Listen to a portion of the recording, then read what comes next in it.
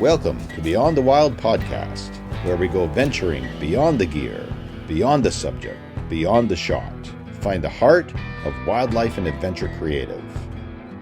Beyond the Wild podcast is brought to you by Pictureline.com, your online source for everything photography, and Canon USA. Listen in, we share tips and tactics learned from years of journeying into the wild. Your hosts are Jason Loftus, Ron Hayes, and myself, Mark Raycroft. Let's begin another episode of Beyond the Wild. Welcome back to Beyond the Wild podcast. I know you have heard us every couple weeks, but it's been a while since we have been together. And I'm in some new digs, but I do have some new gigs because this new place has fiber running to it. And so the upload speed is quite different. It's a lifestyle that I'm not accustomed to, which is good because so's the house, but in the opposite direction. Jason and Mark. Jason, let's start with you. This is kind of a tragedy. Kind of not. It's a mini tragedy. It's a baby tragedy, first world tragedy. Right. But Jason, where are you supposed to be at the moment? I'm actually not supposed to be on this podcast tonight because I'm supposed to be in South Africa taking photos of lions and all that fun stuff. So had a little bit of a mishap here with the whole CrowdStrike thing and being in Salt Lake City and flying Delta and trying to get to Johannesburg through Atlanta or any other airport I could find turned into be quite the fiasco. So today is Tuesday when we're doing this recording, the 23rd. I was supposed to fly out on Friday, whatever that was, the 19th or 18th. So I've spent the last 5-6 days trying to get new flights and getting rescheduled and getting canceled and rescheduled and canceled. And finally, today was kind of the last straw. The next flight they could get me on to get there would have put me there on Monday morning. And by that time, it's almost kind of like 5 days, 6 days there in country. And it gets to a point where it's not worth it. And who knows if that would have got canceled too at this point, honestly. So yeah, I mean, you're right. First world problem. I mean, it sucks. It stinks. I really want to be there. Been looking forward to this trip for over a year. But there's a lot. I'm home. I'm safe. I'm not stuck somewhere that I, can't be with my family. I mean, there's a lot of other people that are going through this stuff that, are having way more important things. They can't get to funerals. They can't get to family. They can't get home from a vacation. They can't get back to work, whatever the case might be. So I'm pretty fortunate the way everything's worked out at this point. And I'll hopefully, be able to make it back at some point. So, but it's good to be on the podcast with you guys, as always. Yeah. And Mark, you're kind of opposite of that. You just got back home.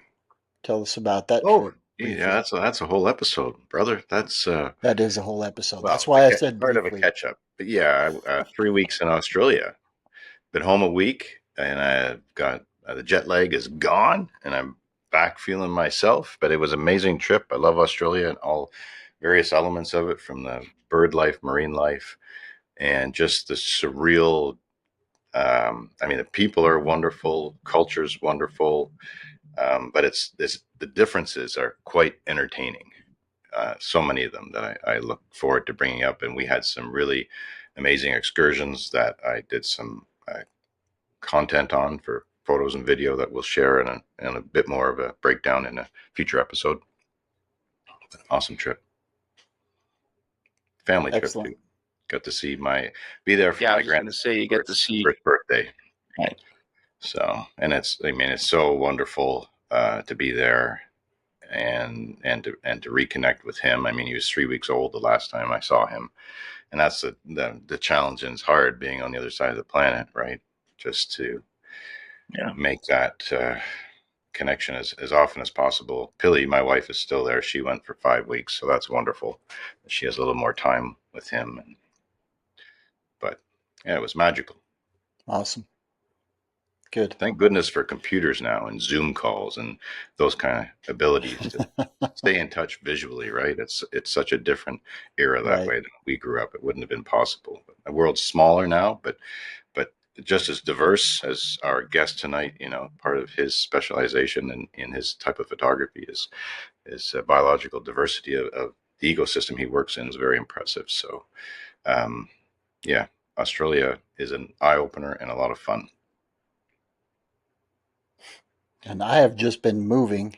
And so when you told me that we were going to be visiting with Jules, Mark, Jules Jacobs, coming to us from California currently, right?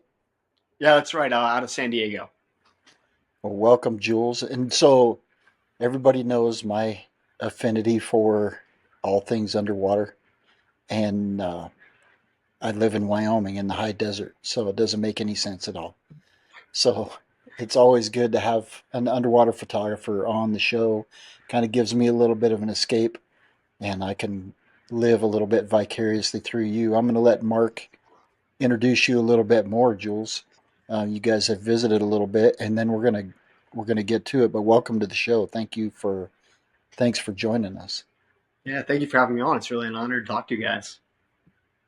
Yeah, it's great to meet you, and we've messaged back and forth setting this up, and you're a busy guy, and I've you're on another podcast with Jamie Heimbeck, right, recently, Yeah. and I enjoyed listening to that and hearing about just your rapid evolution in photography and where you've come from. And it was quite interesting right back to the beginning, just to touch on a couple things that were on that podcast. I've never heard of anybody. I mean, we all have grown up loving animals, birds, nature, roaming as kids in the woods, collecting different things. Your story, I mean, not that I don't want to force you there for very long, is very original. I've never met somebody who's raised seahorses and coral as a child. That's pretty original. Yes. Hold up. I had sea monkeys. Okay, well there you go. Ron, I got really lucky. Oh. No, it was I loved the ocean as a kid. And I was raised in Maryland, kind of the suburbs of DC, and the closest ocean that we had was 3 hours away. It was, Ocean Beach in New Jersey or Delaware. And as a kid, obsessed with the ocean, but landlocked, except for the Chesapeake Bay. Um, I wanted to be near the ocean, and I wanted to be near all these things that I was watching in National Geographic specials and Jacques Cousteau, and you couldn't really do that. And so I begged my parents for a saltwater fish tank, and all the expense and the time and the maintenance that comes into that is a lot to deal with. And my mom used to be like horribly afraid of the shape of a fish, just really didn't like the fishy shape. And so we were at an aquarium store, and she saw a seahorse, and she was like, okay, this we can tolerate. And so we got into seahorses, not knowing that they're incredibly hard to raise, as difficult as you can get, just jumping right into the deep end there. But no, I mean, because of that fish tank, I learned about, what's going on with global temperature and how much, a coral can suffer from being a little too hot, how much global chemistry affects that. And it's really a crash course in what's happening in the modern ocean and, how we can be a part of the solution and recognize the problems.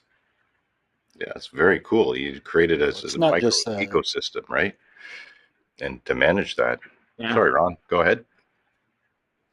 Oh, I was just going to say with the coral, it's not just the heat necessarily. It's the heat, it's the population increase, human population increase in the ocean, more activity, more fuel in the water. There's so many factors that kind of lead into that, above and beyond just the temperature and water temperatures. Yeah, But even above that, I mean, just looking at populations of pests in aquaria and what we're seeing in real life. So in aquariums, acropora eating flatworms are these little tiny, like brainless worms that go around and just munch on coral. But in the Great Barrier Reef right now, we're seeing crown of thorns starfish that are overpopulating because of farming runoff and over nitrification. But it's these little things that you can do, these little predators that normally wouldn't be there, but because we've taken out their predators or we've introduced new things, they've gotten out of control. So reefs are a really great way. They're, the canary in the coal mine. They're a really amazing barometer for what's going on in wider ecosystems and then how little changes are impacting these really sophisticated, nuanced ecosystems. So how did you get into photography, Jules? So I always had a camera in my hand. But it was because of the fish tank.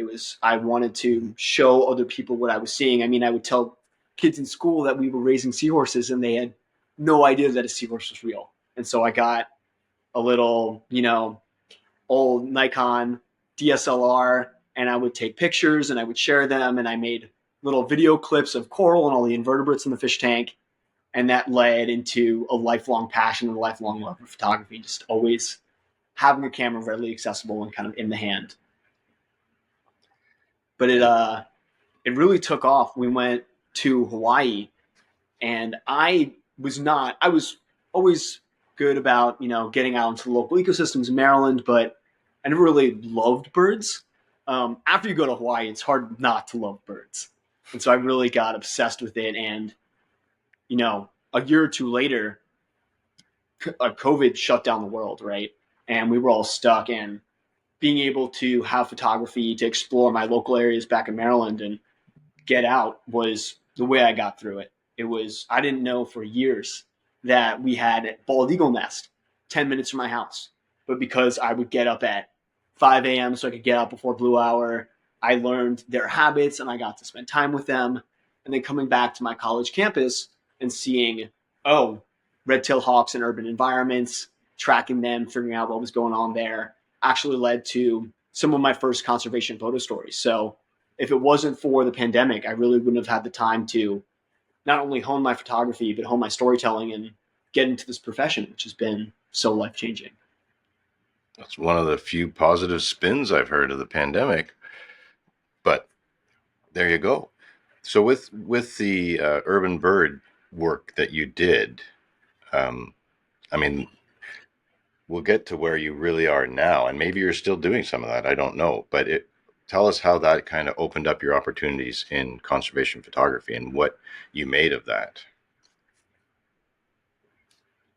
Yeah, I mean, it was Because I've heard looking it on at the podcast. That's what I'm bird. referring to. It was a great story. Yeah, of course. Yeah. No, I mean, it was right before the pandemic, and I came back from this trip, and I said, "Wow, there are these hawks that really haven't been in urban environments in the past, or maybe I hadn't noticed were in urban environments in the past, Right. that are now using cityscapes like they would forests, right? They're hopping off of light posts as they would cliffs. They're using roosting sites in buildings. It's really a 180 from a forest ecosystem, but in so many ways, so similar. Getting the chance to see that and go around looking for it. I mean, I would walk to class and I'd bring my Sigma 150 to 600 at the time. And I would walk around and all my teachers would say, "What are you doing with that giant camera?" I'd be like, "Oh, there's a hawk down the street." And it got me thinking, if they're in this urban environment, I'm seeing rats on the road, I'm seeing trash in the streets. What are they ingesting? What's going on with them that maybe is affecting them more deeply? So when the pandemic shut down, we were all sent home from campus. So I was in school in Washington, D.C., and I went back to Maryland, and I put out a call on Facebook, and I was like, "Hey, I've been looking into urban raptors. Does anyone deal with rodenticides and raptor rescue from that?" And I had this amazing woman, Nancy McDonald. She's an Army veteran. She drives a truck. She's an amazing person. And I spent 6 months with her and the Alamo Raptor Center out in Boyd's, Maryland. And we looked at, what do urban environments do to raptors? How can we be better custodians of this urban ecosystem? And also, what are the dangers to thinking that rehab for birds or a second chance for wildlife is always the option? I mean, for so many of the birds that we dealt with, their injuries were beyond repair, and the kindest thing to do was euthanize them. And unfortunately, not as much of that made it into the final cut. It's a little darker. You don't really want to see that when you're reading the news. But it was really humbling to see what the women who ran this rescue center did and how much it's on us to be good custodians before they even get there.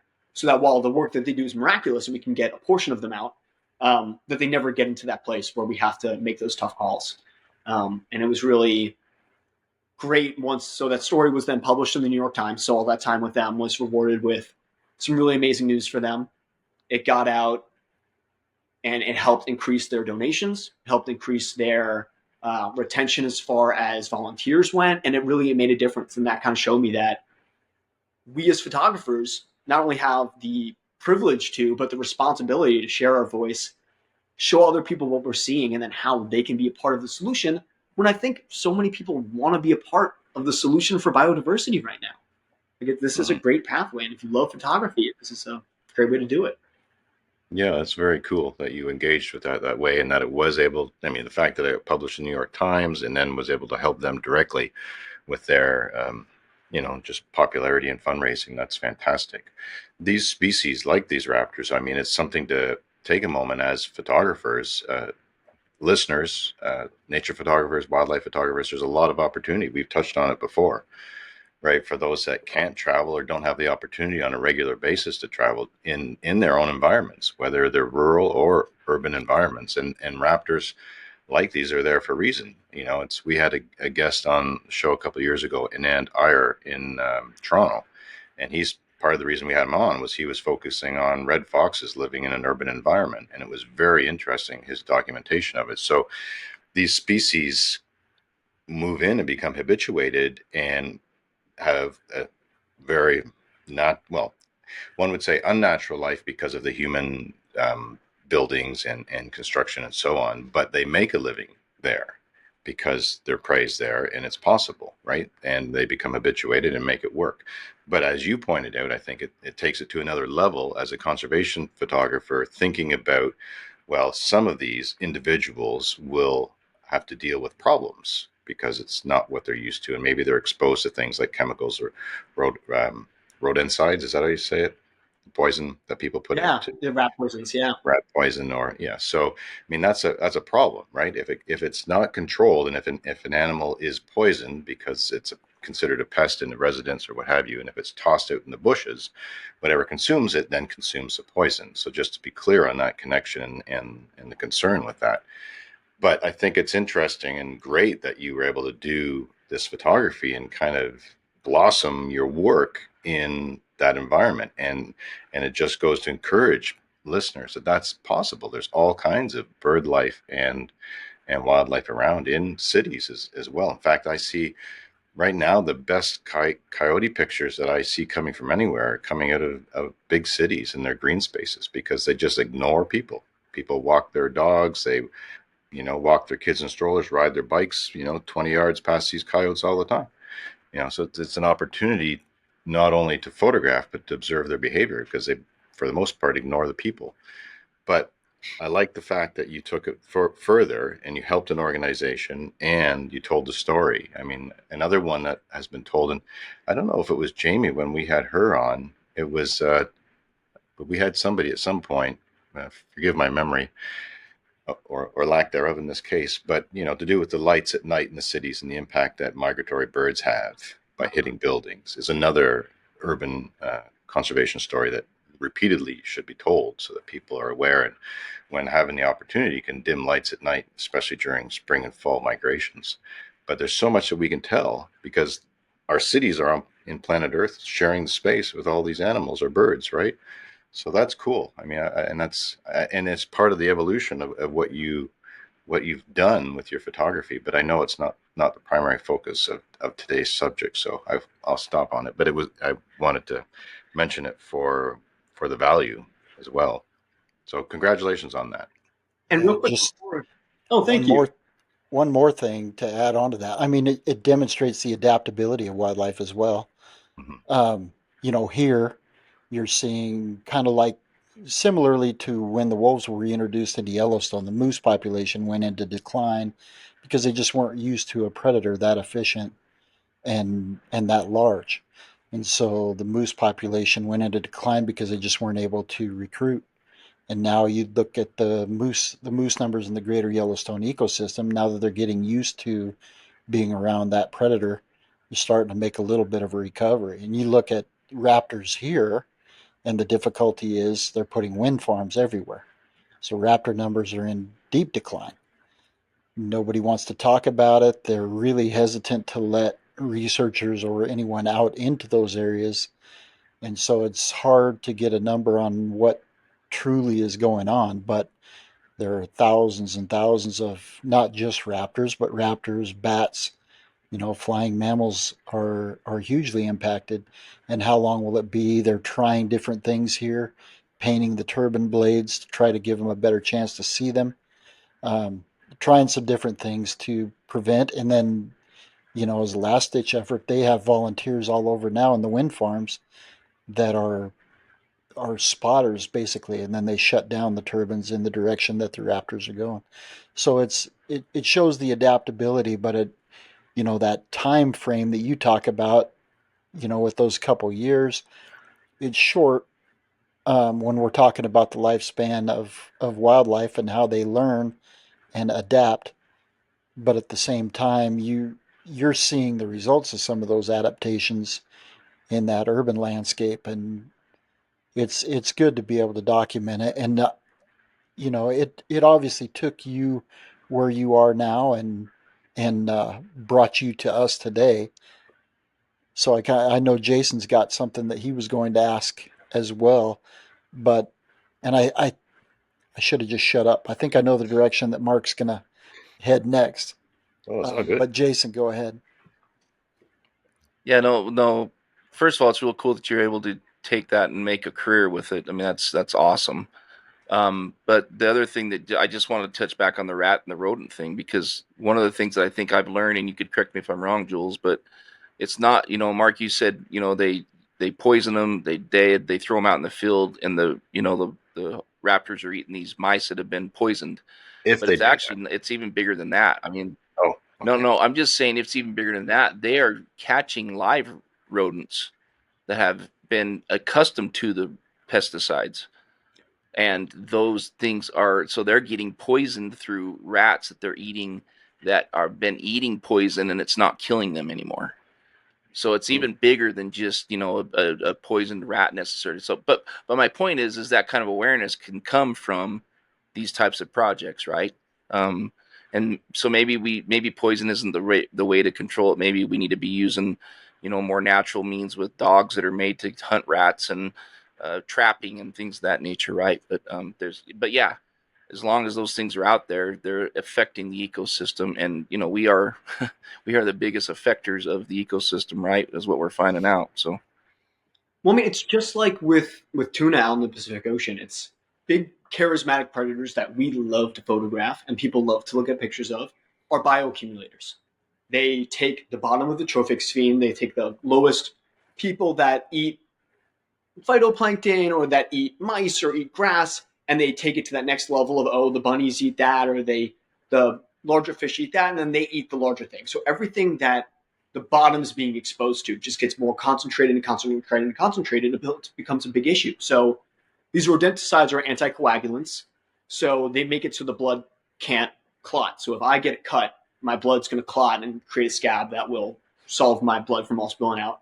And these raptors are not only getting it so that if they have a cut that never stops bleeding, but then they're hitting windows in cities, they're getting, into trash that's sharp, and these things are just exacerbating issues. So it's multifold. But these large new rodent populations, exactly, like we can deal with them in different ways. We can have, hawks, like domesticated hawks can kind of mob them and get them out of there. There's ways we can scare, but having wild animals ingest this level of rodenticide, it's just going to crash raptor populations. And we saw it with Falco the owl, who was super famous, died of rodenticide poisoning in a city. So we know that these things happen, and they're happening in many ecosystems. But kind of touching on what Mark and Ron were saying a little bit earlier, David Doubilet, who's one of, the great heroes of underwater photography, he invented the split shot, which is the over and under shot, or he made it his own.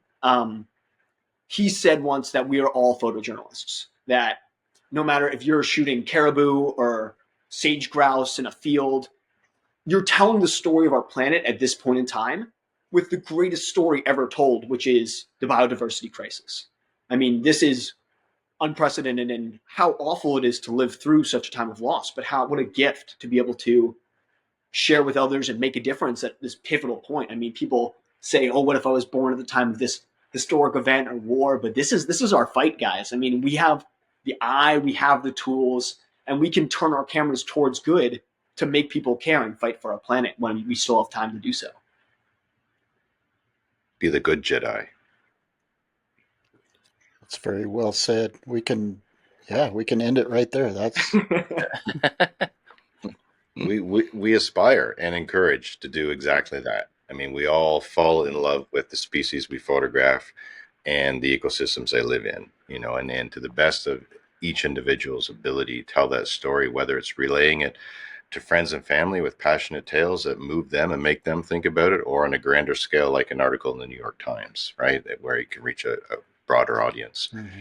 But I think the vast majority, if not almost everybody in wildlife and nature photography, are passionate about that. And it's how they do it and the skills that they develop, like you're working on, to transform that body of work and to try and get it out, information out through the visual and also with writing and supporting that. So that's, very important work. And it's a very interesting time for all kinds of reasons.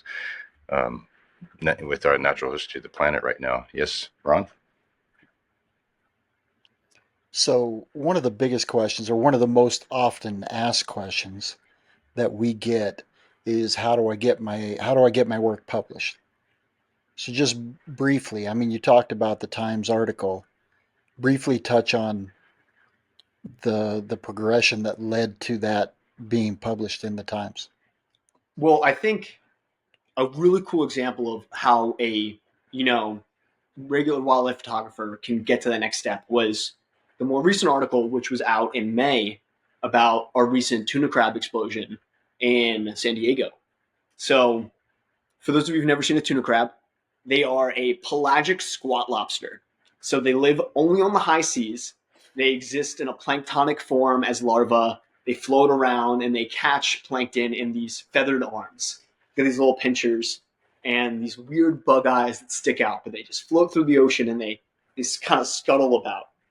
And the only times that they settle onto substrate is when they either go all the way down as adults to the continental shelf, so far down, so either way high seas or continental shelf way down deep, or when they're washed en masse into Southern California by warm water. So we're getting these warm water currents right now because of El Nino. El Nino is a global climatic cycle that brings warm water into the whole world. But we're seeing it in Bonaire. That's why we're getting a lot of coral bleaching this year. In Australia, that's why we had the mass bleaching event because of El Nino. But in Southern California, we just get weird stuff. We get the vela, which are the by-the-wind sailors, which are a colonial jellyfish. And then we also get these tuna crabs. And so, again, Facebook, great resource for groups and information about what's going on in your wild spaces. A buddy said, "Oh my God, guys, at 73 feet at this point in the canyon, we're starting to see tuna crabs." I've seen them in the past, and I've seen, from 4 or 5 years ago when we had our last invasion, that this is a spur of the moment. They call them a here today, gone tomorrow crab, because they come in and then they're either washed back out to sea by the same currents that brought them in, or they're washed onto the beach and they all die because of cold water. And so I said to all my dive buddies, I'm like, I had a period that was calm from the day job, and I'm like, guys, we got to just get after this. And they're like, oh, we hate these crabs. And my buddy has a pair of shoes that he got tuna crabs printed on, and he'll step on them because he hates diving with these crabs because they're everywhere. It's like a carpet of red, and when you're diving, you're floating above them, and you're just looking down. You're seeing these writhing piles of red crabs, and it is unlike any wildlife experience I've been in because it's billions of creatures, and you got to know that as you go down that canyon, that couple mile deep canyon, that there's more and more and more. And so, of course, they'd seen it. They're like, "Oh, it's annoying. They're here for a couple months and then they're gone, but they're annoying to dive with." And I'm like, "No, guys, this is a big deal." But the way that you go from wildlife photographer and I'm going to take cool pictures of the species to conservation photographer is asking the next question. So if I said, I'm going to make the best images made of this species because it's a very rare event, that's an awesome thing. You can do so much good work in terms of understanding natural history, in terms of understanding for science and the public to know what this species is. But then if I say, ooh, why are they here? And what does that mean for everything else? That's where the conservation comes into play. Because when we said, why are they here? We looked into El Nino and we said, this is now my perfect opportunity to educate the public about what El Nino is in a non-horrific way. A lot of conservation photographers, and Tom Peschok especially, another hero of underwater photography, talks about the carrot and the stick approach. And we can hit people with the stick all we want, but that's going to turn them away from conservation. If we give them the carrot, we say, I'm going to make you fall in love with the ocean, with sage plains, with bears, and then I'm going to show you what's scary about what's going on right now, and then show you a path forward. That's the way we get people engaged. So by saying, here's this big global thing that's happening, here's why you should know about it, and then here's what it might mean for the future. We've now educated people on why their actions every day mean something.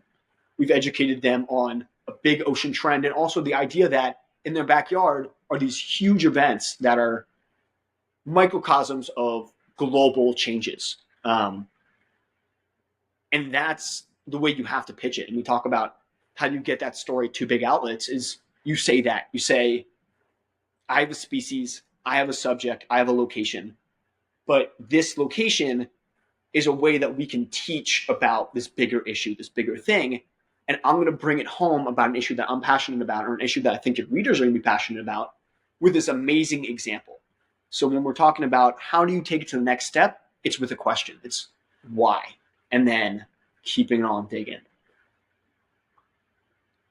So with the tuna crabs, then, does that spill over into issues because this abundant population is there for a couple of months and the negative impact of that?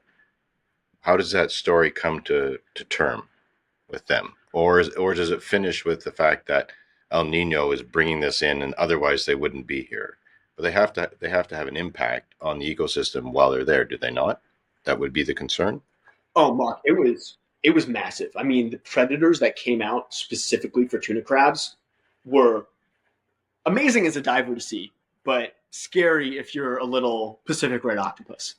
So they're called tuna crabs because everything loves to eat them. We most often find them in the stomachs of big bluefin tuna because they're out on the open ocean.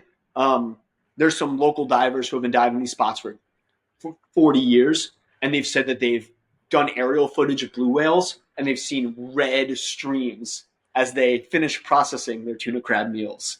But all of our giant predators love to eat them, but also all of our little predators love to eat them too. So I've never seen so many juvenile red octopus in the canyon, and it was just thousands. And they're maybe like 3 inches long, these little tiny octopus, and they get to be about a foot. But these little baby ones up to the big ones would just engulf 2 or 3 tuna crab, and you'd see these little tents. And there's one of the images from the New York Times article has it, but it was bizarre to watch it. And they're not afraid of divers because there's such plentiful food. So we got this amazing opportunity to interact with things that would be normally more shy. But the tuna crabs do eat a lot of the base stuff that other low-level kind of consumers will eat. So it did impact them in that way. But the benefit of satiating all of our predators in the local area is probably a net positive. There are things we just don't know because the windows are so brief and it's hard to get scientists out there. But there's net gain, net loss. It's just a weird event that is happening more often because of climate change. So the anomaly was the spike in biodiversity following their arrival then, and how that was different than normal. Or just activity, yeah. Yeah, overall activity and predators coming in. And so as somebody who's observing and loves to see life, it would be a highlight just to see all of that going on for that window of time and documenting and telling that story. Very cool. Very cool. Yeah, it was like it. So when you hear a big ball of krill, we get krill off of San Diego, and that's what attracts all of our blue whales. They sound like Rice Krispie treats, and it like permeates through your bones, and they're just everywhere, and they kind of surround you, and you feel it, that kind of crunching. you had a similar sound with the tuna crabs because they're all doing their thing. They're making little tiny noises, but that cacophony of billions of these individuals just kind of all making sounds at the same time, like you just feel it. So it was maybe one of the most, maybe the second most amazing wildlife experience of my life, but it was pretty amazing. Well, All that right, we're gonna have opens the door for the yeah, first. right. Do we wait or do we? Yeah. Yeah. That's up to you Let's go. guys. What do you think?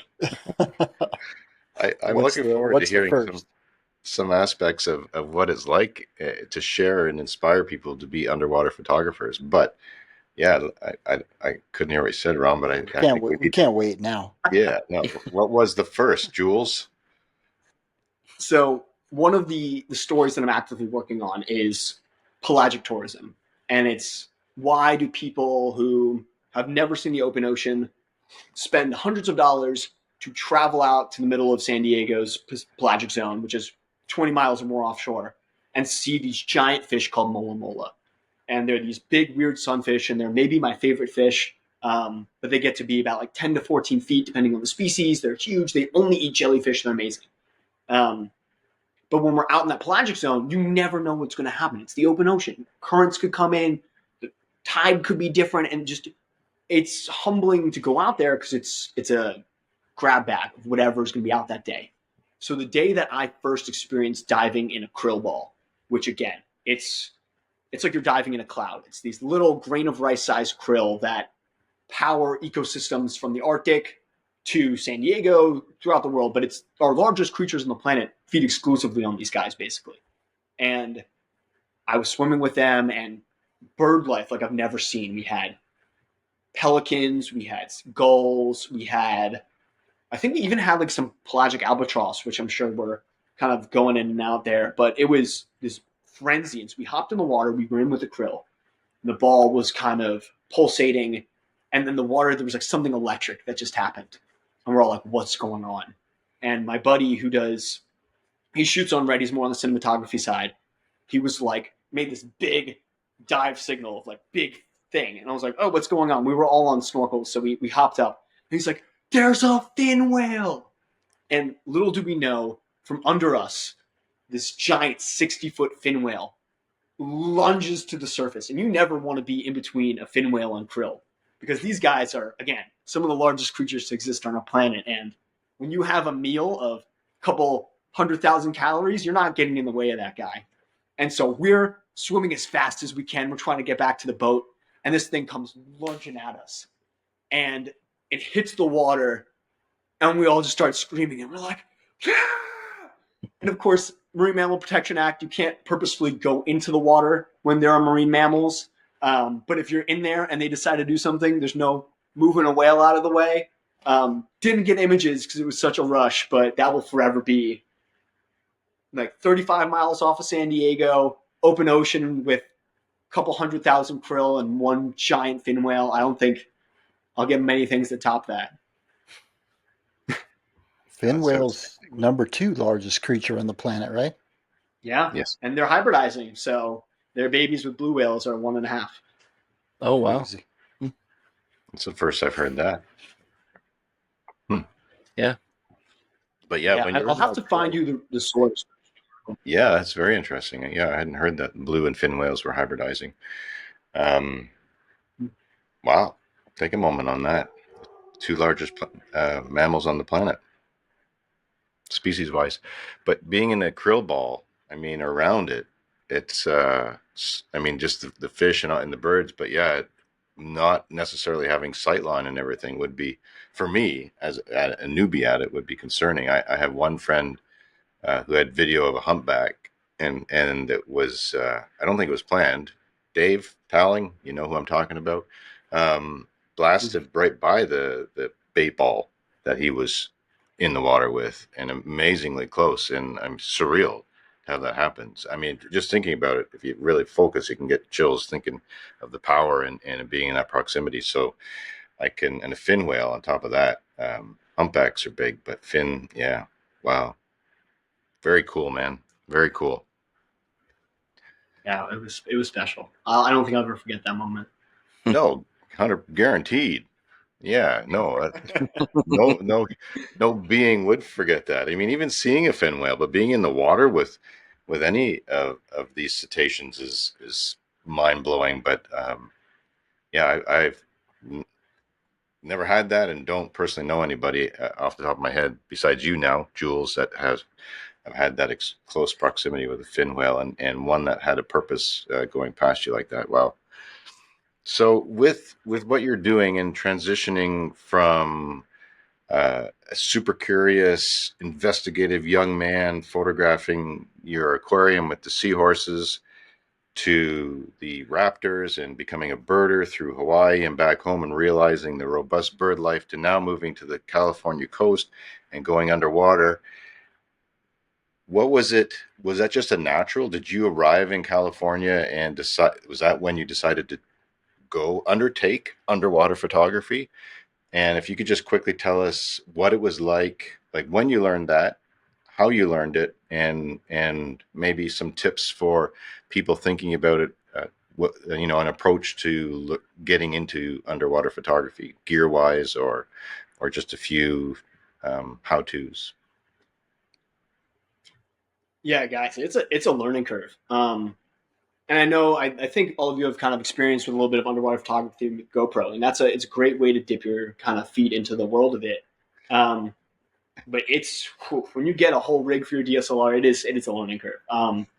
So back again during the pandemic, very lucky to be in a stable situation, kind of under some safety nets, and I took the time to learn how to scuba dive. And so some of the scuba diving centers were still open remotely, so you could go do all of your e-learnings, do some of your in-person workshops spaced out, and then we could get in the pool spaced out enough that it was okay. So I was able to get my scuba certification done there, knowing that I'd be moving to San Diego in the next year or so.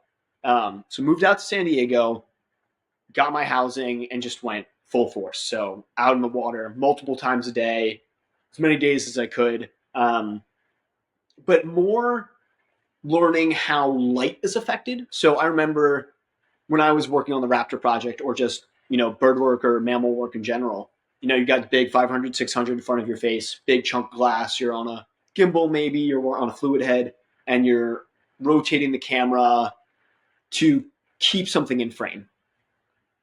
Underwater is so different because you're not focused on how much can you breathe, how am I, situated in the water. Your trim is how you sit in the water. So am I perfectly buoyant? Am I just floating along? Am I a little negative? Am I a little positive?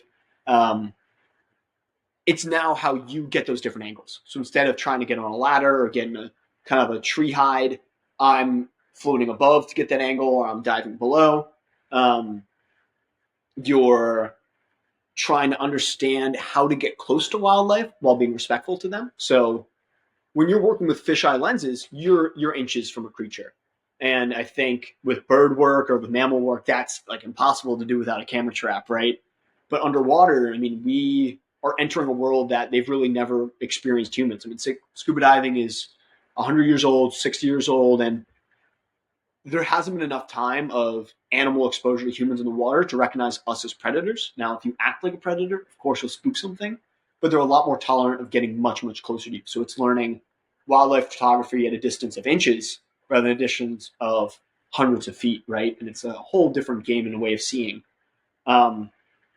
When I first started, my biggest challenge was, I think, shifting that frame of mind. It's the getting close, then getting closer. It's the kind of working on those funky angles.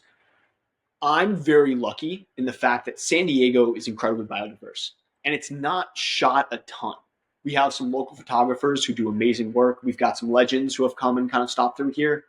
But I had the opportunity to shoot some relatively unknown subjects in some funky ways for a very long time. And with unadulterated access, I mean, I drive down, I hop, get my tank on, I go with a buddy, and we explore somewhere that no human's ever seen before. I mean, you've seen the terrain, but it's constantly shifting. And so we have opportunities to make new and original images.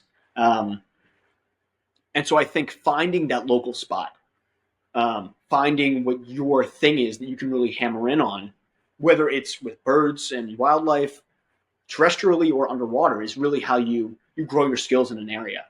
So I spent I worked on some advanced scuba certifications. And in the process, I blew out both of my eardrums. We were at 80 feet in the canyon, and when you have a cold, it blocks air from escaping from your ears and some of the inner workings of that kind of system.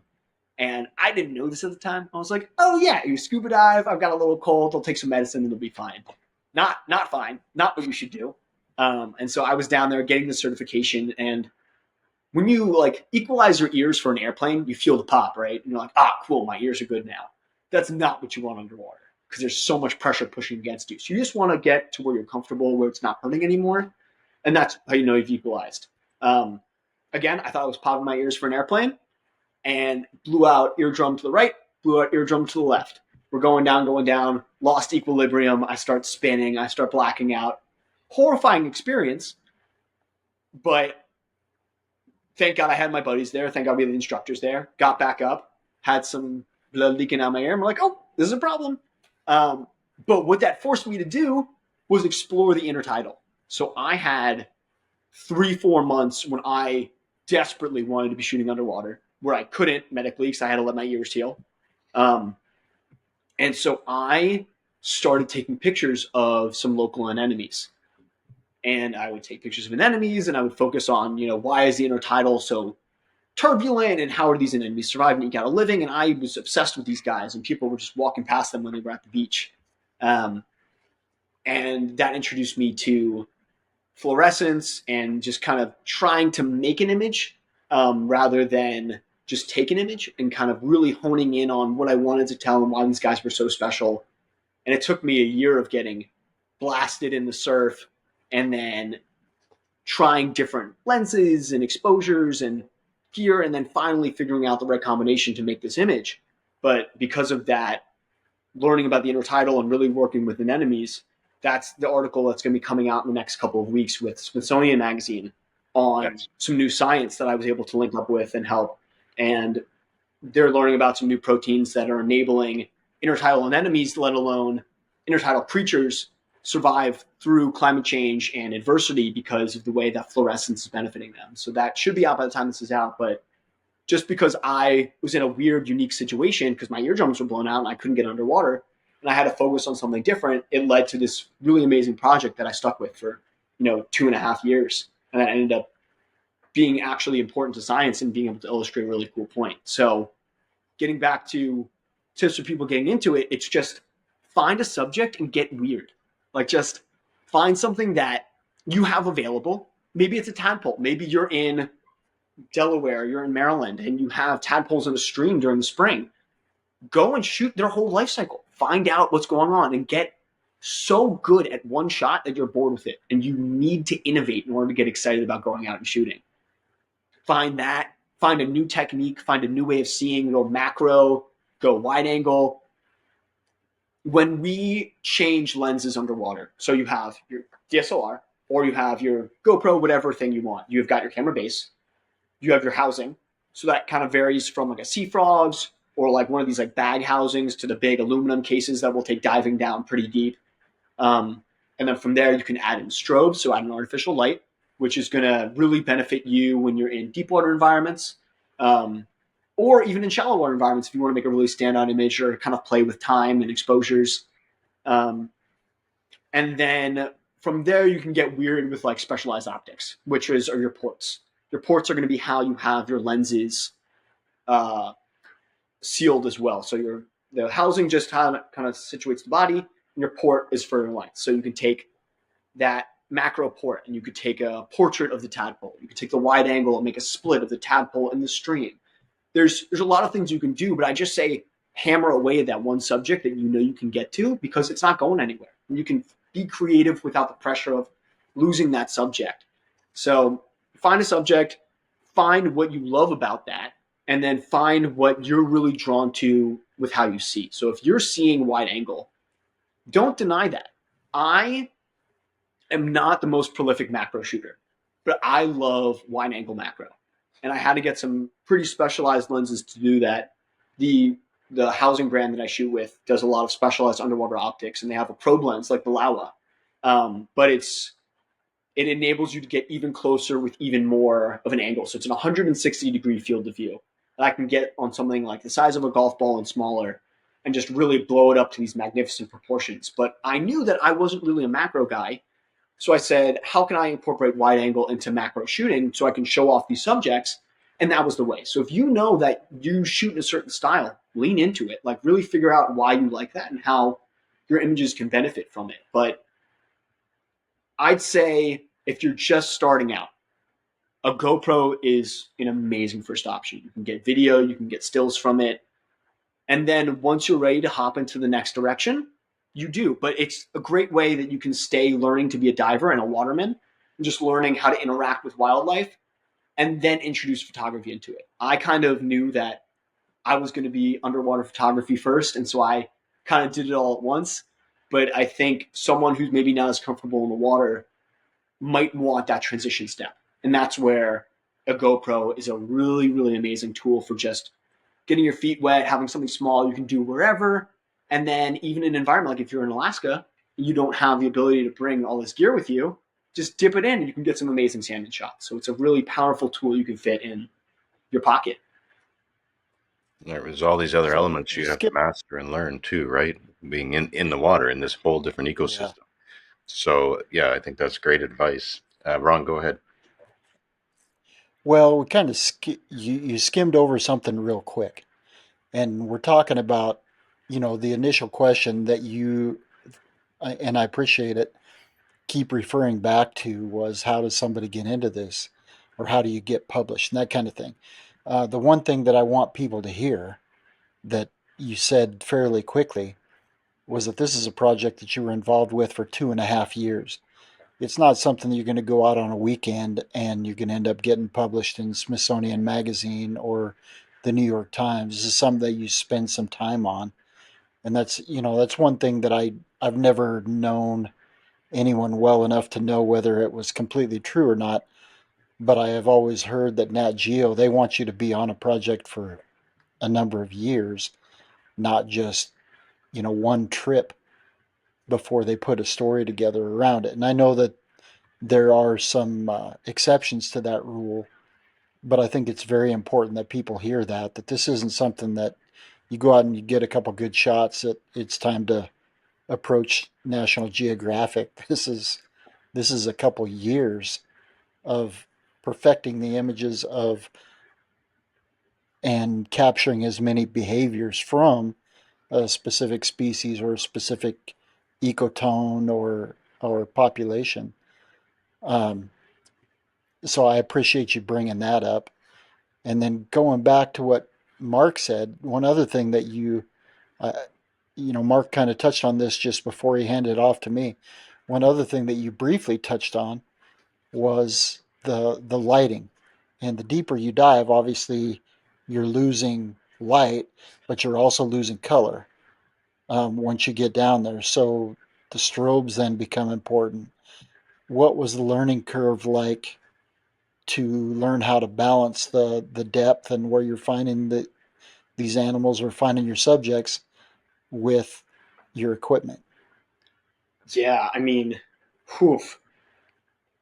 Before we kind of go off of it, when when we talk about like how much time it takes to make these stories, I mean, I spent years on these anemones, and some of my mentors were like, "Yeah, you don't really have anything here. Like these are pretty and glowing anemones," but I made a contact for something I'll mention later, and because of that, he was like, "Oh, hey, we have this paper out. I know you do this thing.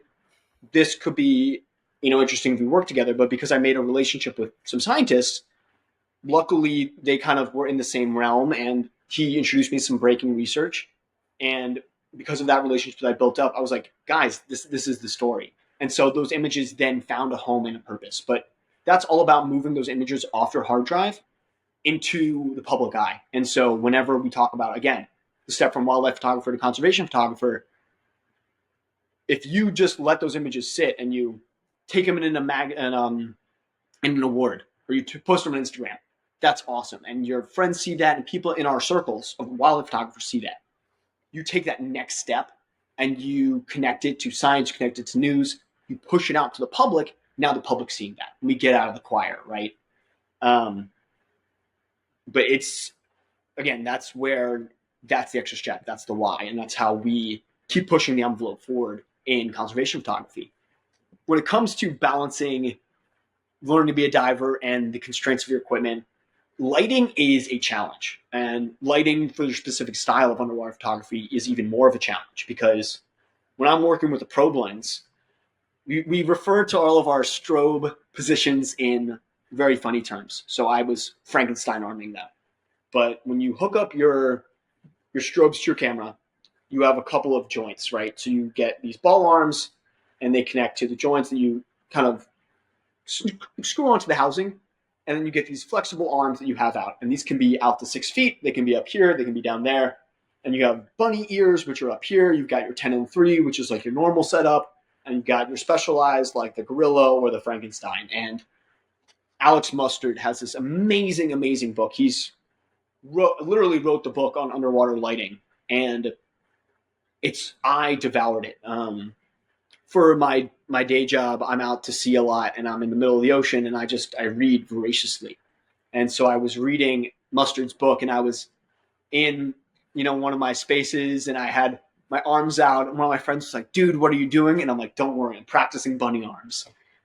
And so you learn what situations call for what lighting setup, and you kind of work with it. But that's thousands of hours of trial and error. That's getting underwater, and you're trying a Frankenstein arm, and then all of a sudden your BCD, your buoyancy control device, how you kind of stay trim in the water, blows a seal, and then you're floating up, and you're like, "Oh, can't focus on photography. I gotta not die right now."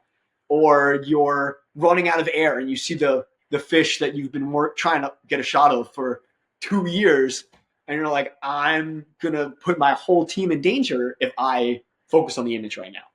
So it's a lot of knowing yourself and knowing your limits. I remember there was a swamp in DC that I loved to go to. It was a great boardwalk. I would get there super early in the morning, and I could be out there for days. Right? I mean, you can get out there, you see the creatures, you're in there with the environment, you get so engrossed in it. I'm on a timer underwater. And if I go below that timer, I drown. So you can keep on going out. And if you're snorkeling, you greatly increase your time. And that's where a lot of these amazing pictures are made, because you can just have that endless time. You can work the lighting. When you're scuba diving, you're on a very short tether.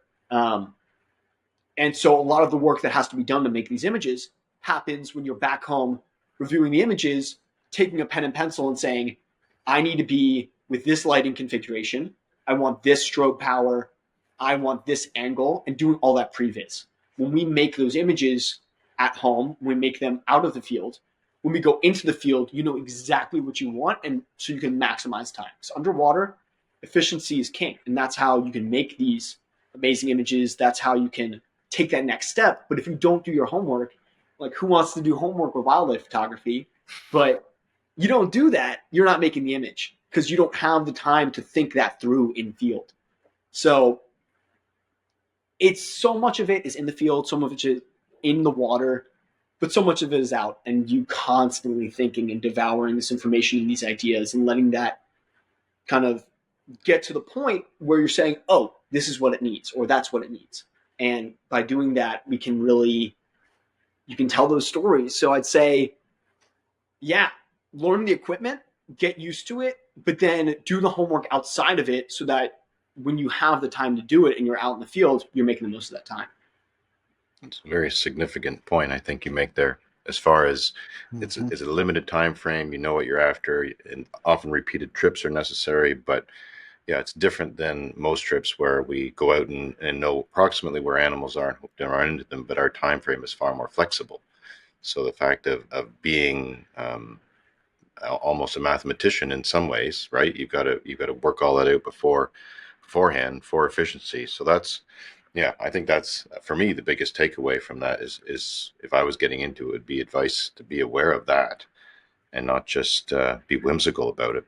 Something else about being underwater, the clarity of water varies considerably from here to there, day to day, with particulates in the water.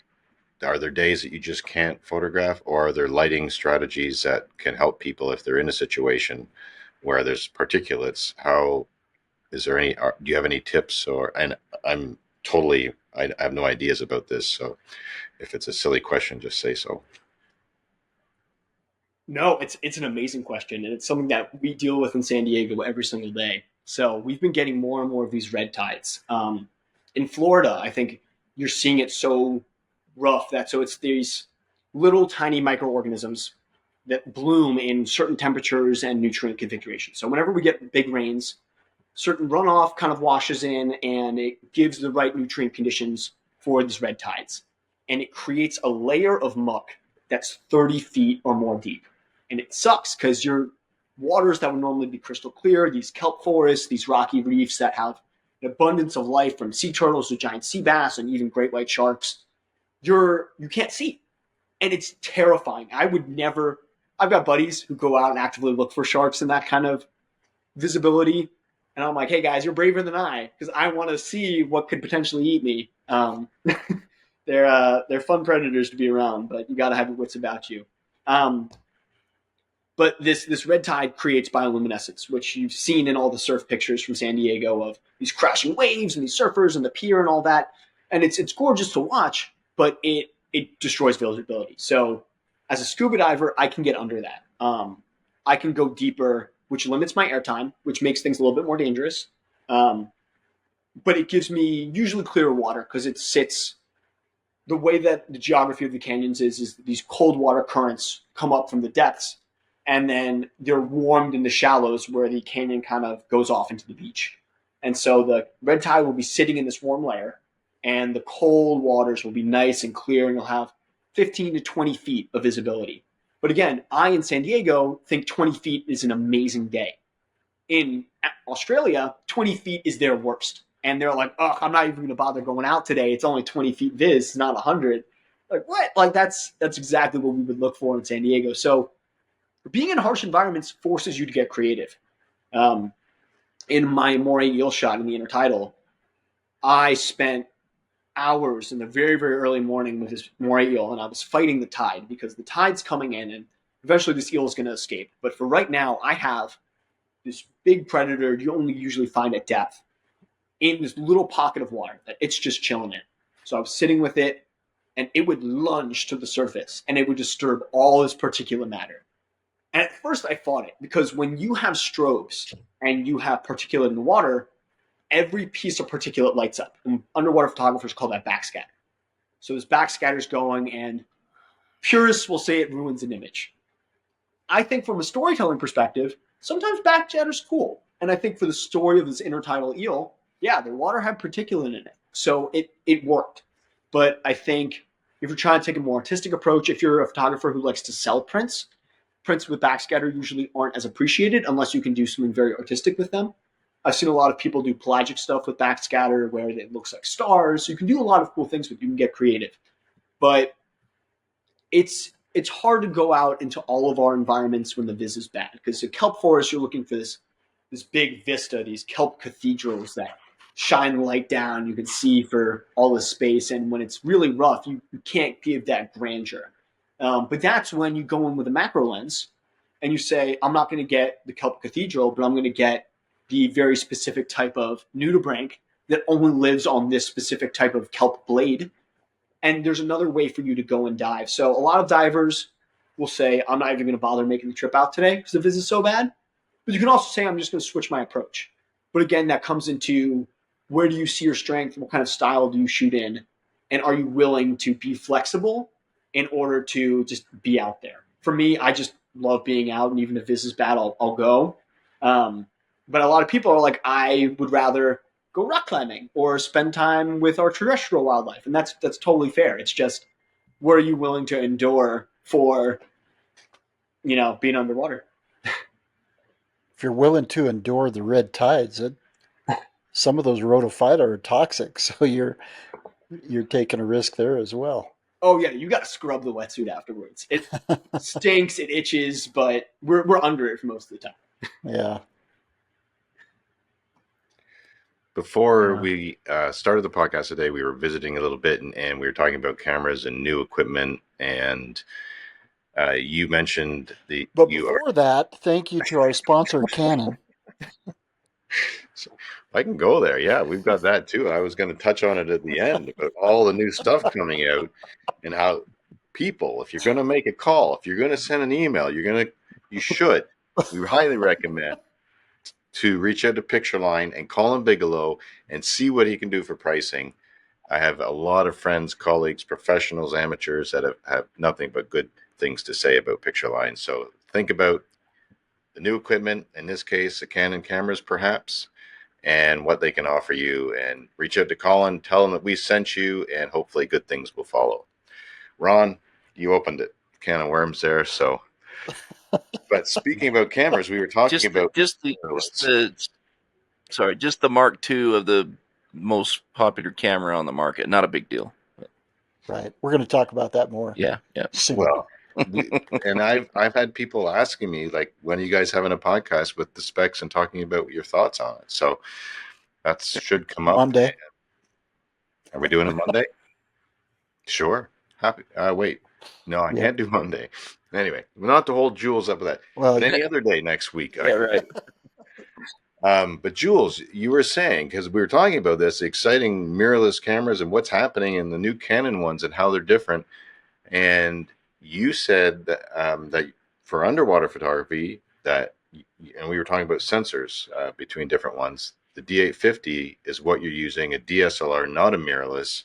And it was very interesting as to why. Could you elaborate on that, if you don't mind? Yeah, I mean, look, I think the consensus is that mirrorless is the future. For an underwater photographer, that's a much bigger leap than a terrestrial photographer. Yeah, we can adapt lenses. There are F to Z adapters on the Nikon side that we can use in underwater housings. But if I were to buy a Z8, Z9, which is the goal one day, gotta save up the income there. I not only would have to buy a Z8 or Z9, I would have to buy an underwater housing to go with it. Or an R5. For many cameras, or an R5 and an R5 housing. But in order to do that, you need to buy a housing that is close to 1.5 times the price of your camera. I usually shoot on 2 bodies because I can't afford to be in the field where I'm not getting a shot. And so if I were to buy 2 Z8s or 2 Canon R5s and a housing and maybe even another housing if I needed to be in the field and not if my housing breaks, that's an investment that I don't think any underwater photographer, unless they're sponsored, can really stomach. So it is a slow, methodical process. But what that means is there's a lot of mirrorless photographers who are either in the process of selling or who are about to sell their old DSLR housings. So if you want to hop into the market at these transitional times, this is it. Like a couple of years ago when some of these better options for mirrorless were coming out, people were starting that transition, this process started, but now we're getting into the point where it's becoming very common for a photographer who is in on their DSLR system to sell all that in order to get a mirrorless system. So you can get steals on used gear that works perfectly well. It's a great way to hop into the market. But for me personally, again, I shoot a lot of this wide angle macro stuff. And right now, a DSLR is the better option for that. There's some focus breathing issues that some of the mirrorless cameras are having with this very specialized lens. And the lens is more than my camera. So I'm focusing my entire dives on just the style that this lens can bring me. And I'm not willing to risk a technology that isn't going to be 100%. If I'm struggling with focus breathing and I can't resolve it, I've wasted that time that we just talked about. We work so hard to build into your dive. So I think by waiting a little bit in order to transition over, I may be getting into the market when there's some used options, both on the housing side and on the camera body side. But I mean, yeah, I think once some of these little issues like mirrorless cameras focus on backscatter a lot more and they lock onto it and they're a little stickier. Once those things and some of these eye detects work with underwater, we'll get to the point when they're the superior option. But a lot of Nat Geo photographers are still shooting on DSLR. Brian Scarry just talked about how he's still shooting the D850. It's getting there. I think for terrestrial photographers, mirrorless is there. Underwater photographers, it's still that transitional point, and when I'm shooting DSLR underwater, it's doing everything I need and more, except for video. So I can't be that multimedia to the extent that you can with mirrorless, but for stills, it does everything I need it to. Sure, makes sense. And just for those that don't know, what is the problem? What is focus breathing? So yeah, so focus breathing is when you'll go to focus on a macro subject or telephoto subject, and the camera will kind of go past the focal plane you're trying to get to and then retract all the way back. It's looking for the subject. So instead of making those little minute focus adjustments, it's making these really big kind of broader adjustments, and then you lose the subject entirely. It takes time. There's a lot of times you have to get your manual focus back, which is almost impossible underwater unless you have some very specialized gears in your camera to let you manually focus inside of the housing. But it's death for this wide angle macro style. And so you're going to have to come back, focus on something bigger, kind of get in, and then you're inching back and forth, or you set focus manually at the start of the dive, and you don't autofocus, and you're just working within these very thin focal planes. But for right now, my DSLR works perfectly for that. And so until I know that that is fixed, I just can't justify the switch. But Yeah, I mean, not to mention the giant price tag. right. Yeah, I mean, autofocus would be so important. I mean, just flexibility, right? When you're down there, so you want the system that works best for you.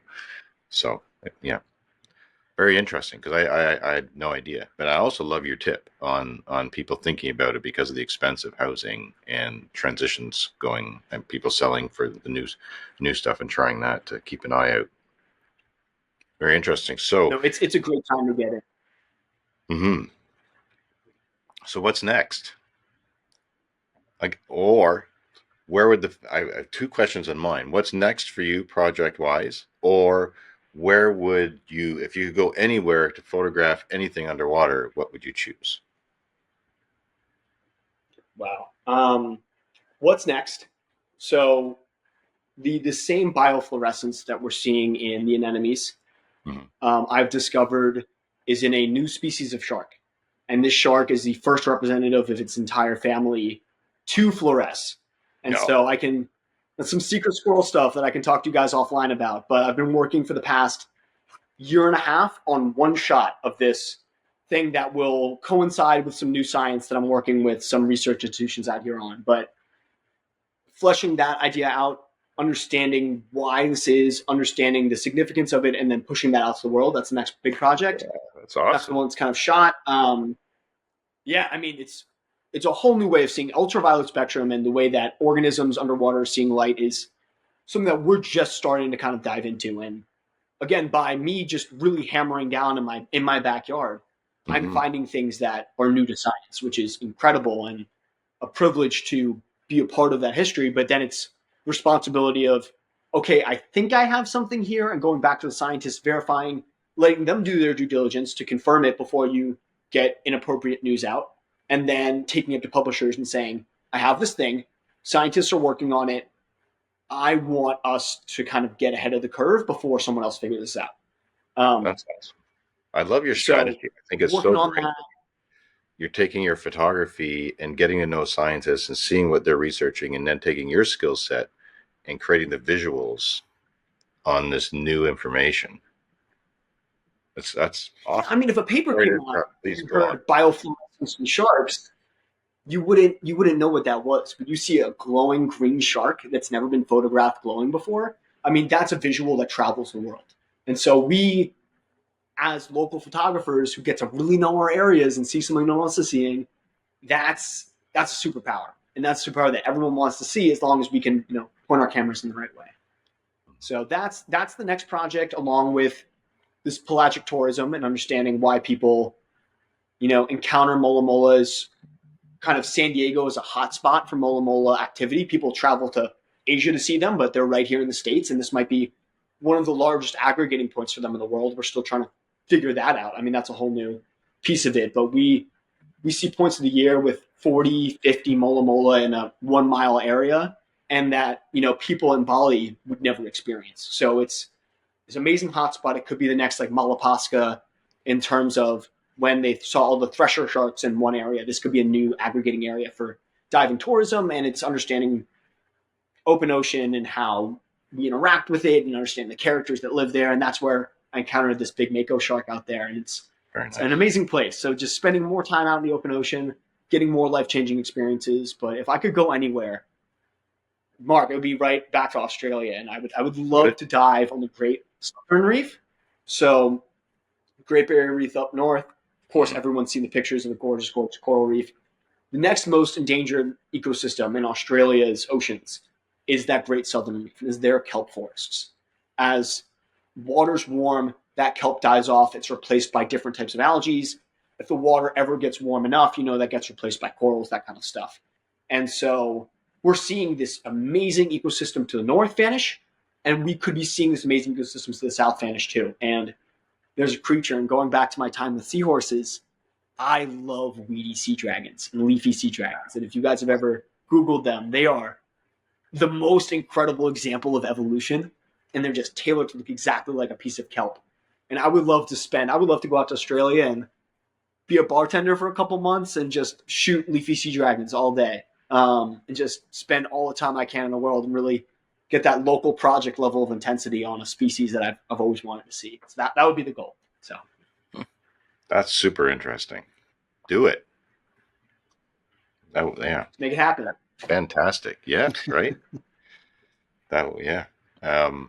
So just quickly as well, some of the images that you've talked about, we'll get those from you to put on for YouTube. So if you're listening to the podcast and the audio version, as always, just a quick reminder that we have the YouTube version where you can see visuals, often stills and or video. So check that out and subscribe there to follow along. Jules, this has been really informative, and I love your energy, your enthusiasm, and thinking outside of the typical box as far as how to apply images and make a difference with them, and push yourself to be creative in a sense that it applies to the science behind the species and meaningfulness that way. So it's been really interesting talking with you and hearing from you. Ron, did you have something you'd like to add there? I think Jason did. No, I just had some real quick, and I just think it's a big takeaway for me. And you said it early on, and it was actually a question I was going to ask, but what makes a conservation photographer, right? And you answered the question really well, but I think it's important for all of us, because I'd like to consider myself a conservation photographer because I take wildlife photos of animals in their natural habitat, and a lot of times I'm learning to do more of when they're not in such natural habitat too, to tell that story, right? But I think that's a key that you mentioned, and it's got my wheels spinning a little bit about if I really wanted to be a conservation photographer, I really need to do more than just that. There needs to be a story there. What's that species struggling with? What's what are the roadblocks for them? What's the habitat issues with them? Whatever. And that really is the difference, right, of what makes a conservation photographer. So I just really appreciated that, and that was a big takeaway for me, and it's actually changed my perspective a little bit. So it's been a pleasure having you on. I just wanted to make sure I shared that. But thank you. I've learned a lot from you tonight. So, well, thank you, Jason.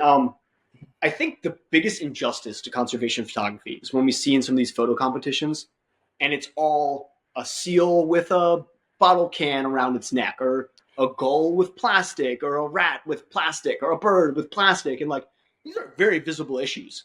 But Jason going out in his field and saying, okay, we didn't get as much rain this year. That lack of rain is caused by these big climatic events caused by human-caused climate change. And now all of our elk are starving, or all of our trout are drying up in this river, or now we have to move steelhead from Northern California to different areas of river that they're going to exist in. Everyone is a conservation photographer, and Jason hit this, as soon as they say the bigger story is going to be pushed out with my images. So it doesn't matter if you have these hit you in the face, sad, shark finning, plastic in your sea turtle shots, because you going out and shooting your bird that got here a month earlier because it's warmer now, or because that nest failed because of monsoon seasons hitting harder. That's conservation photography. And by going and taking those images, making those images, telling that story and pushing that out to the world, you've done your part in fighting in this biodiversity crisis. We're raising an army, and we've got millions of people out there with cameras who love being a part of our photography community. Go out there and save the animals that you care about. You can do it. It's just asking that next question. Awesome. And what's your Instagram? Just say it so that we can put it on the YouTube so people see it, have a visual as well, or they can see your work and have a way to contact you, reach you. Of course, yeah, it's Jules Jacobs _photo. And that's where I'll post kind of what I'm working on. A lot of my images are held up for publications and some of these big projects, but I'll post incrementally. I'll post a lot of stories. I love sharing what my friends in the community are doing. And then I'll post some stuff that's a little kind of more secretive on my website that I'll then have as kind of a calling card for editors. So you can see some of the nicer behind the scenes stuff there, and then the day-to-day kind of be great images posted on Instagram. And the link to your website's on your Instagram as well. People can find that very easily, right? In the bio. Right. Mm-hmm. Wonderful. Gentlemen, Jules, it's been a pleasure. We wish you tremendous success in your upcoming trip and appreciate you taking the time, and we look forward to following your journey. It's exciting. The curve is steep, my friend, and it's been wonderful to hear. And your enthusiasm is contagious. So thank you for your time and being on tonight. Thank you, guys. It's been a pleasure, going from hearing you guys, even from the old podcast to now. It's cool hearing you on trips out to dives and then getting to talk to you in person. So it feels like chatting with old friends. It's nice. Yeah, it's being underwater is a totally different experience. Even just snorkeling, fantastic. Great Barrier Reef. If listeners have a chance to snorkel Great Barrier Reef, it's accessible. I mean, it will make you appreciate that ecosystem, and you can't describe it, right? Words can't be put to it. All the different fish species, the colors, the sea turtles. I mean, it's yeah, I love being underwater. Thank Time you. to get a housing. Yeah. I've been offered the exact thing with a friend, gentleman I referred to earlier. Dave was switching over, but what stopped me was the equipment he had. Nothing wrong with the brand, but the sensor size was quite small. So, because it was a dated camera, I think it was a 12 megapixel sensor. So I was like, everything else was there, and then the price for the whole package was super appealing. But I didn't want to be limited with the 12 megapixel sensor anymore, because a lot of my editors are used to now the 45 megapixel, and they know they can play with that if they want to. And so that if I start mixing that up with smaller resolution files, then it's just not ideal.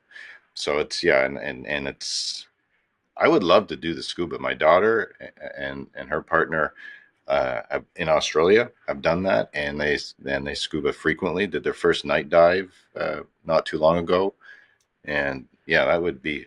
But proximity to the coast would make that happen, right? Not where I live, but it would be the incentive. So I can really appreciate the passion you've developed for this, and the pictures behind you. I mean, the mako shark. I mean, how cool would that be? And a fin whale, right? Yeah. If you're not We out there, saw a fin whale, Mark. what's that? We've seen a fin whale. We've seen a fin whale. Oh, I know. Well, yeah, and I was thinking of that right then. But we've seen the back of a fin whale, which was so moving, Right.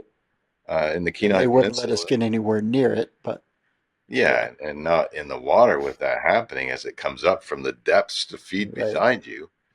I mean, Yeah, you didn't almost get swallowed by one. That's fun, man. waiting for the bait ball. It's like they're so massive, and way you to hear the odd story of that happening, right? And then there was a lady in the diminish my moment, Loftus. I'm sorry. Your first whale is always special. We'll never forget that. Or your 1000th whale, and just seeing one again. Always special. Yeah, they are so powerful. I was so moved on this trip with what we saw. It was mating season, and there was so much breaching, and the males were chasing the females, and it was just energy. You could just feel it all around. And then honestly, I didn't get this image, but I was looking at the back of the Zodiac and two humpbacks were coming toward us at maybe 40 yards away and just crested. And wasn't rough, but the water had character to it. It had some darkness to it. And this one humpback broke the surface and its whole head was out of the water right before it went under. And it's just that, and this dark water had parted and it was just this faceless humpback. But it was so fleeting, and Mark didn't get the image. But it was one of those ones that stays up here. But yeah, it is Jules. It's a thrill and such a different experience to be underwater, and the diversity of life is equal, if not more, underwater. Right? There's so much to discover. So I love the images I've seen on your website, the ones that you've won awards on, the bioluminescence. It's just super cool and exciting to hear about this with the shark. I'm still scratching my head on that one, but we'll follow along with interest for sure. That's a wrap for another episode of Beyond the Wild podcast. We'd like to thank our sponsors, Pictureline.com, your online source for everything photography, and Canon USA. Follow us on Instagram at Beyond the Wild Podcast, and make sure to check out our website at beyondthewildpodcast.com for additional show notes, information, and photographs for all of our episodes. You can watch our podcast on YouTube, where we'll include video and photo content, and subscribe. We welcome your comments, questions, and feedback on all of our social media platforms. We hope that you enjoyed this episode of Beyond the Wild podcast. Until next time, embrace adventure in the great outdoors with a camera in hand.